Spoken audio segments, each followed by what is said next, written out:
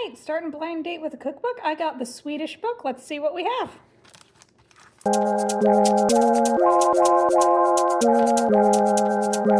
Swedish Touches. I decided to go with vetebröd or coffee bread from Rosemary Plapp in Iowa City. It's found on page 110. This requires 12 tablespoons of either margarine or butter, 2 cups of milk, 2 ounces of fresh yeast cake or 6 3/4 tablespoons of dry yeast, 3/4 cup of sugar, 1 teaspoon of ground cardamom, and then 6 cups of flour. So once you've got all your ingredients, you will need to melt that butter. And once it is melted, mix in the room temperature milk and take that off of the heat. From there, combine your yeast, cardamom, sugar, and then the egg mixture into a bowl. Give it a quick whisk and allow that yeast a couple moments to warm up in your milk and butter mixture. Then start slowly incorporating your flour. This can start with a spoon, but you're going to have to move by hand at some point, and you're looking for it's not going to be fully elastic, but well combined. Once your dough is smooth and moving towards shiny, cover it and allow it to rise in a warm place for 10 minutes. Once that time is up, you will bring it over and you will knead it properly. I decided to go with an electric kneader so that I could start on the filling while it was going. You want this to go until you hit a window pane stage where you can see light through the stretched dough with minimal tearing.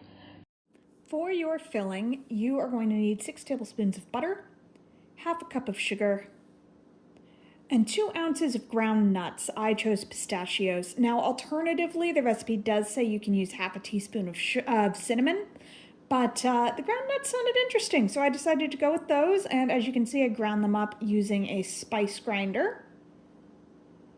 From there, you're going to melt your butter, and then incorporate your sugar and your ground nuts, and stir it as well as you can. It's going to be a little bit lumpy, or at least it was for me. Split your dough into quarters, and then roll it out so that it's roughly 8 by 13. And once you've got that done, spread on about a quarter of your filling. It's not a particularly appetizing color at this stage, with pistachio at least, but it smells amazing. Roll that up, and then once you've got them all on your baking sheet, start snipping at about a 1-inch width and press them apart so that you can see the swirl on the inside. You then let those rise again before putting on your final touches. You're going to need a beaten egg and some pearl sugar for this. Brush it with the beaten egg and then sprinkle pearled sugar across the top, which makes it look all finished and pretty. Now, the recipe does warn about baking these too long. You start at 425 for 7 minutes, and then once that is done, you move your temperature down. You're going to set it this time just at 400, and it calls for 15 more minutes. And I got mine a little bit dark, and that was with tinting them with tinfoil at the end. So now that they're done, let's give them a try. So look-wise, they remind me a lot of cinnamon rolls. Based on what went into the bread, the ratios and all, I suspect the texture is going to as well. Clem, not being helpful right now, sweetie. So, yes, very cinnamon roll-like texture, slightly dry on its own, but goes very nicely with the coffee. The combination of cinnamon and cardamom and coffee, or pistachio and cardamom and coffee, I know I enjoy, so not shocking that I like that. The pearl sugar actually adds a lot to it.